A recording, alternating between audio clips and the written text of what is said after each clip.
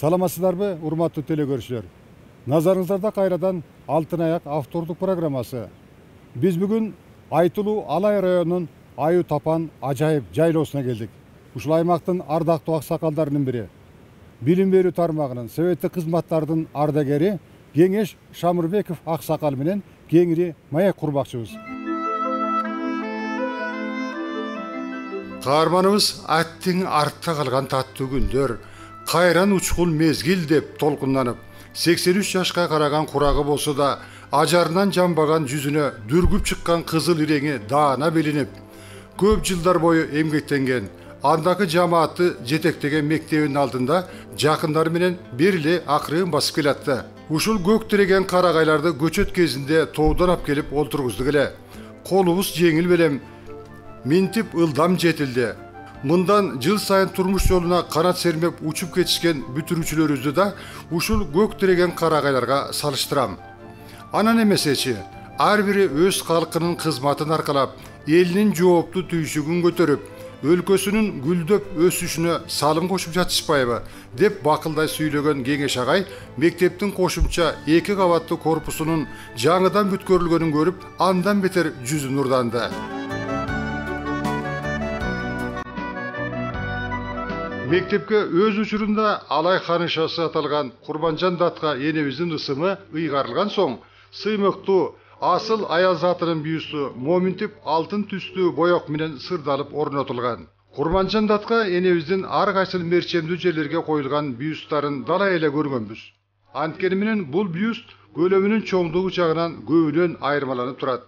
Ушул жагын баамдаган Кеңеш агай бүйүстү жасаган чебер бедисчилерге, мектептин директору Тойчубек Маматовго ыраазычылыгын айтып жатты.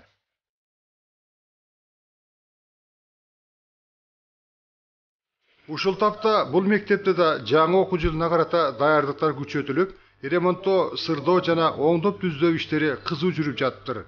Мектептин бир класс кабинети каарманыбыздын жубайы, баатыр эне, педагог Касиет эжекенин ысмы менен аталган. Анын өмүрлүк жолдошу, биздин бүгүнкү каарманыбыз Кеңеш агай өзү уул кыздарын ээрчитип мектепке келип турушат. Келечек ээлери билим алууда керектүү зарыл окуу куралдарынан өксүбөсүн деген максатта окуу ордосуна көмөк берип келатышат. Бул жаатта мектептин азыркы жамааты терең ыраазы экендиктерин билдиришти.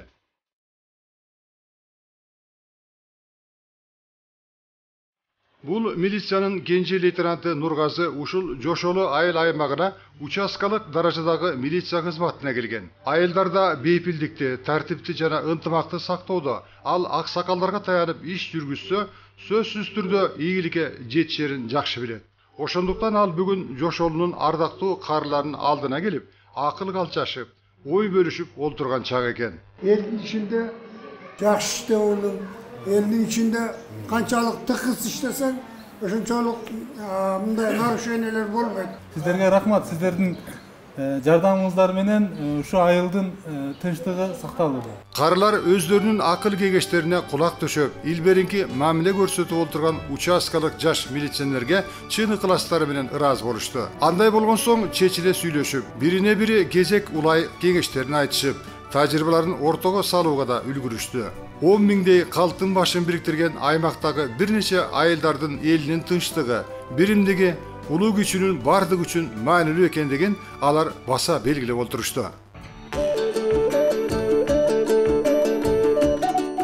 Кеңеш аба убагында тоо коюнда торолуп, тоо коюнда билим алсак дагы, биз да бир чоң окуу жайларга тапшырсак, биз дагы бир жогорку билимдүү болсок деп борборго аттанганбыз деп айтып отурасыз. Окууну бүткөндө менен чоң агам экөөбүздү атам өзү Фрунзе шаарындагы айыл чарба институтуна апарган. Экөөбүз химиядан, биологиядан жакшы өтүп барып туруп, айыл жеринде жүргөндүктөн орус тилинен начар болуп, орус тилинен жыгылып калып, калаңгайда кайтканбыз. Училищага тапшырып, аны бүтүрүп келип, биротоло механизатор болуп кала турган болдум эле. 3 жыл комбайн айдадым, колхоз совхоздорго чыгып. Андан кийин советтик армияга кеттим. Коммунисттик партиянын катарына өттүм. Армияда кызмат кылып жүрүп? Армияда кызмат кылып жүрүп, старшина должността жүрдүм. Армияда жөндөн жөн эле партиянын катарына алынчу эмес да, катаал болчу шарт, талаптар бекем эле. кантип өтүп калдыңыз анан, кандай кызматыңыз Ал үчүн? убакта партиянын катарына өтүш оңой болгон эмес да. Айыл чарбада болсун, армияда болсун, мен армияда жакшы кызмат кылып, маданий иштерге активдүү катышканым үчүн, жетекчилик ишке жакшы катышканым үчүн партияга кызмат кылды. Мен ал жерде старшина должностуна турдум.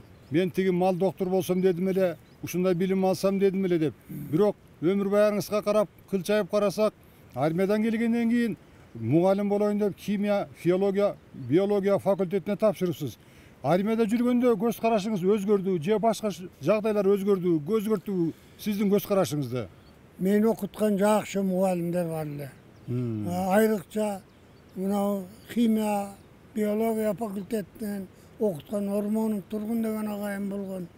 Ошолордой болсом экен деп эле кыялданып, экзаменден жакшы ийгиликтүү өтүп кетип, ошон үчүн институтта окуп калдым. Жогорку билимдүү дипломду алгандан кийин элетте өзүңүздүн баягы айылыңызда келип мугалим болуп иштеп туруп, анан күндөрдүн биринде жубайлар алыскы чоң алайга барып иштеп келели деп жөнөп калыштыр.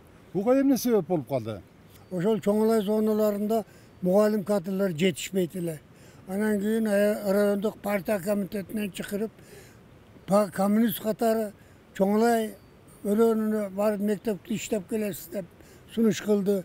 Мен как патриот катары жаш мезгилимде. Коммунист катары аялым менен кошулуп анан кийин үлгү көрсөтөйүн деп директор кылып жөнөттү. Ошол жерден 5 жыл иштедим. 6 ай айылым директор болот. Ал декретке чыкканда анан 2 ай дагы 5 содержание отпуск алат. Ал мезгилде мен директор болом. Ойбой. Ошентип алмак салмак директор болгонбуз. Дагы бир сонун бир жаңылык маалымат айтып атасыз. Андан бери жарым жылга чукул убакыт өткөн экен. Жакында бир ошол алга чейин алакамы үзбөй байланышып турам алар менен. Жакын эле барып келипсиз. Кандай таасир калды сизге? 3 күн досторумдун үйүндө конок болуп көрүп келдим. Чоң Алайдагы баягы мен көргөн турмуш жок. Үйлөр бүт шипырланган, тыныкеленген. Мен барда бир да тыныке, бир да шипыры жок эле да, бардыгы жер там эле. Ошолор бүт өзгөргөн. Мен иштеп жүргөн мектептер түп тамырынан бери жок. Ал жерге 2 этаж мектептер түшүптүр. Жол асфальт болуптур. Жекендиге чейин тиягы Тажикстанга чейин өтүп кетиптир, асфальт болуп. Туура. Элдин турмушу түп тамырынан бери өзгөрүптүр да. Карым Аксакал деген ал убакта жаш жигит эле бизден чоңураак. Биринчи эле ошол менен учурашкалы бардым. Учурассам 91ге чыгыптыр. Мени чала таанып, Карым эке мен баягы кеңеш улакчымын. Десем айынан айын кеңешим каякта жүрөсүн деп кучактап атат. Аксакалдары менен, жаштары менен, бардыгы менен аябай жакын жүргөнмүн да. Алардан аяктан келиш мен үчүн оор болгон. Кичи мекенге келгенден бир топ жыл мугалим болуп иштеп жатканда айылдык кеңештин төрагасына сизди сунуш кылышыптыр. Бул дагы эле баягы сен коммунистсиң, ушул кызматты, жооптуу кызматты тарт деген бир тапшырма болдубу? Бул демилге кайдан болуп калды? Райкомдун биринчи секретары Акимбаев эле ошол убакта. Такша алып калдыңыз, советтик кызматтарга бир өтүп иштеп бербейсизби деген маселени койду да. Ошол мезгилде Айылдык кеңештин аймагы канча аралыкка созулган аймак? Менимче узун го дейм. Гүлчөнүн бери учунан баштап азыркы турган ай топканга чейин 35 километр. Мен мектептерге көңүл бурдум аябай. Маданий клубтарга, маданий мекемелерге ошолорго көңүл бурдум. Элдин турмушун оңдоого неме кылдым. Аракеттендим. Мындан тышкары мына ушул 35 километр жолу абдан начар эле да биздин жолдор. Ошого ушу асфальт жасатууга киришип, чуркадыңыз. Ошону чуркап жүрүп акыры ошо менин тушумда ушул жошолу асфальт болуп калды. Ошол убакта Бишкектен али силикатный аккычтар келип аткан. Районго жүгүрүп жүрүп ошодон разнарядка менен көп алып, ошодон элдин үйлөрү аккычтан жасалган силикатный үйлөр көп түштү менин убагымда. Каарманыбыз Кеңеш Шамырбеков 1936 жылы Алайдын ушул жошол аймагында жарык дүйнөгө келген. Alгач 7 жылдык мектептен, андан соң Токтогул атындагы орто мектептен билим алган. 1955 жылы жетилүү аттестатын алган соң Куршаптагы механикалык кесиптик окуу жайында окуган. Гүлчөдөгү машина трактордук станциясында 3 жылга жуук комбайнчы, тракторчу катары эмгектенген. Ер жигиттин ыйык милдети болгон советтик армиянын катарында кызмат өтөп кайткан соң педагогикалык жааттан билимге ээ болуу максатында Ош педагогикалык институтунан билим алып, 1966 жылы химия биология сабагы боюнча мугалимдик жогорку кесип алган.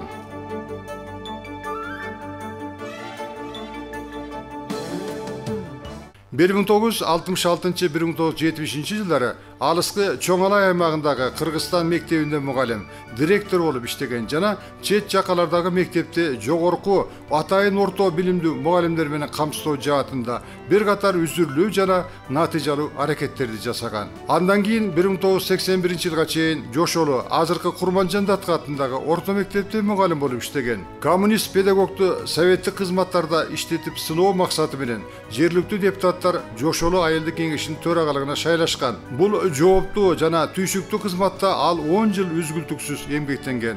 Айылдын социалдык, экономикалык абалын жаңы бийиктиктерге көтөрүү аракетинде Кеңеш Шамырбеков демилгелип иштеген.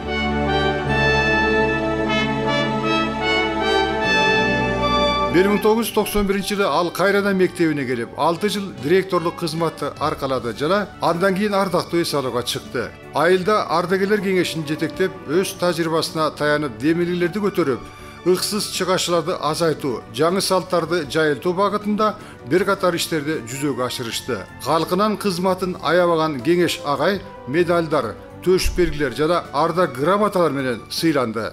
Биринчи көңүлүңөр, дилиңер таза болсун дейт. Эч кимге таарынбагыла, капа болбогула, бирөөнү жамандабагыла.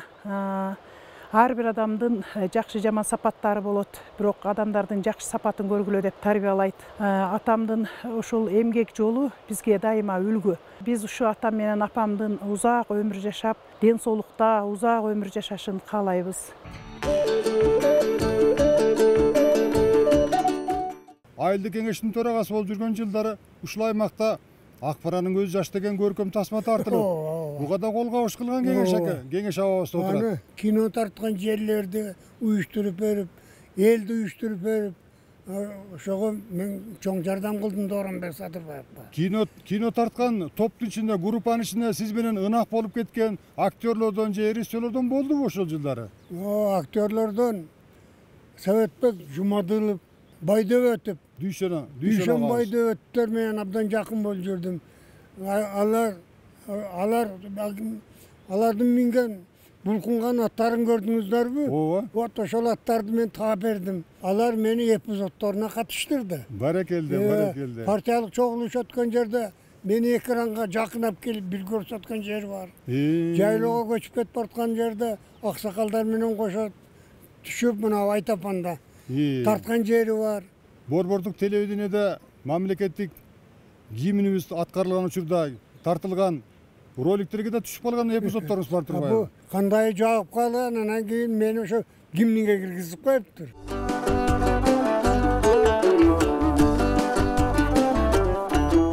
Жерди көрктөндүрүү, жерди өздөштүрүү, жерди ушундай үнөмдүү пайдалануу жагынан көп аракеттерди жумшап, анан жаштарга үлгүлүү жактары да көп эле. Мектептин ушул окуу тарбия иштерине өзүнүн көп салымын кошконда. Ушундай жакшы элге кадыр барктуу болуп, сүйлөгөн сөздөр элге сиңимдүү болуп, акыл насаат айткандардын баары кабыл болуп, бул кишинин ушундай эмгектери бааланган. Райондук ардагерлер кеңешинин президиумунун атынан Ош областык ардагерлер кеңеши Абдыбай Тажыбаевич тараптан бул киши жакында ушул грамота менен белгиленди. Анткени бул киши элибиз толук билет эмгегин. Элибиздин жаштардын адеп аклагы боюнча, элге кызмат кылуу боюнча, мамлекетибизге кызмат кылуу боюнча, армияда эли журтубузду сактаган кызмат кылуу боюнча насаат сөздөрүн айтып барып келип турат. Улан деген уулу бизге $1000 акыркы үлгүдөгү сенсордук электрондук доска менен биздин балдарды сүйүндүрдүм. Андан мурункудай бир уулу 5 акыркы үлгүдөгү компьютер менен бизди сүйүндүргөн болчу. Ал эми бүгүнкү күндө ремонт жүрүп атат. Ушу ремонт жүрүп атканда дагы кичинекей уулу келген экен Мирлан. Ой, мен эми ремонт убагында болуп калыптырмын деп спорт залың арчын деп дагы 10 000 сом ушу жакшылап ремонттула деп алып таштап кетти. Кыскасы бул агайдын балдары кайсыл жерде жүрбөсүн, кайсыл жерде болбосун, ушул өздөрүнүн ата салтын улап элге кызмат кылууну токтотушкан эмес. Бұл кеңештен дағы бір жақсы қасиеті, бұл улақ жабат. Бұл жошолу өрөнүндө мындай улакчы жоқ. Екінші қасиеті егішке түшет. Палбанчылығы дағы бар. Üçüncü қасиеті бұл ел менен тегиз иштеп, тегиз иш алып барат. Bunun жақсы қасиеттері көп да. Каарманыбыздын турмушундагы урунттуу учурлардан. Ал өзү 11 бир туугандын бири болсо, Жубай Касиет да 11 бир тууган болушкан. Жубайы экөө да 11 перзенттүү болушту. Николай Кузьмичев жана Гарри Жильцов жазган «Война без фронта» аттуу романда каарманыбыздын атасы эл бийлигин орнотууга каармандарча катышкан Шамырбек Досматов туурасында кеңири жазылган. Ушул тапта Гүлчө айылынын көчөлөрүнүн бирине атасынын ысмы берилген. Кеңеш агабыздын лакабаты Арбын. Аны тааныгандар Кеңеш ажы, Кеңеш агай, Кеңеш улакчы, Кеңеш селсебет, Кеңеш балбан дешип урматтап турушат. Каарманыбыз тоодогу 50 гектар аянтка 3000 түп жаңгак көчөтүн олтургузуп, дээрлик бардыгын жетилткенине сыймыктанат.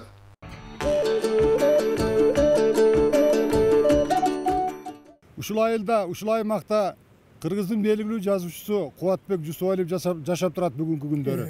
Анан бул киши менен да илиңиз катары дос катары дос катары жакшы сырдаш болуп келатыпсыз.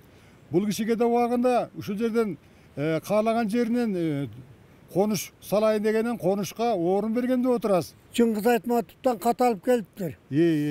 Ушул жигитке биздин жазуучуга бир үй салууга жер участок берип коесузбу деген мааниде. Анан Кубат, бу ортомчусу жок эле келбейсиңби? Экөөбүз тели тең түшөлөк. Анан кийин мен сенин сөзүңдү таштабайт элем.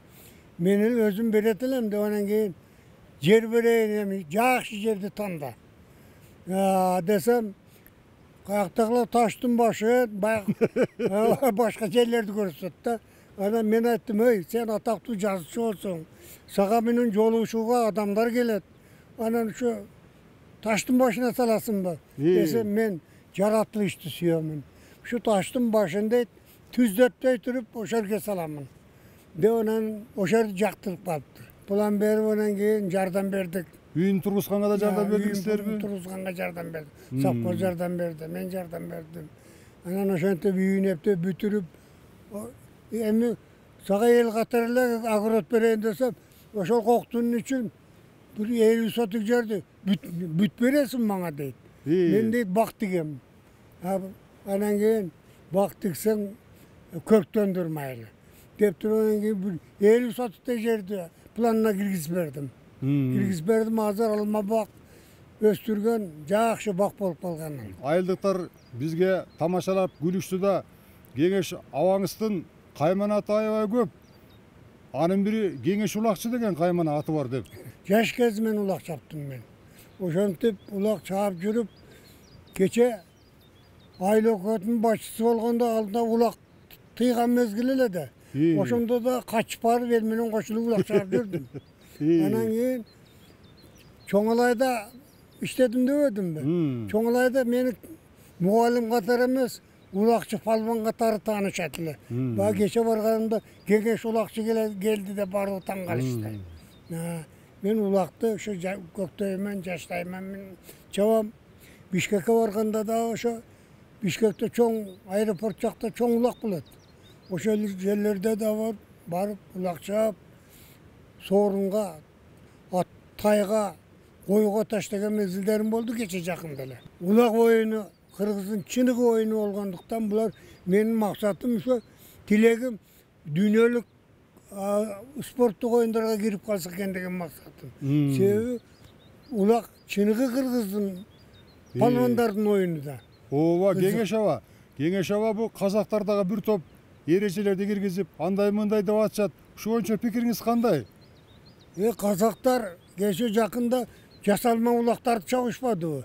Анан кейін тайқазаны жоқ жөнле барып жерге таштамай қылып. Ептеп bu Kırgız'ın ulakçıların bir alaqsıtıp bir özlerine cengiş alı için türdü fokuslardı göstermedi. Biroq Kırgızlar göçmenler oyunda Kazaktardı qanday büyük açkalar менен жеңди. Төшүңүздөгү жаркыраган орден медалдарга катар эле Кыргызстандын ардактуу аксакалы дегенде бир жакшы төш белги, урмат сыйлуу төш белги алыпсыз. Мындай даражага, кадыр баркка жетишиме эмне жасаган иштерим, кандай жасаган иштерим себеп болду деп бүгүн сыймык менен айта аласыз. Мен эл ичинде таза жүргөнүм, эл ичинде туура сөз сүйлөп насаат айтканым, ушулар себеп болду. 10 балам бардыгы жогорку билимдүү. Бардыгы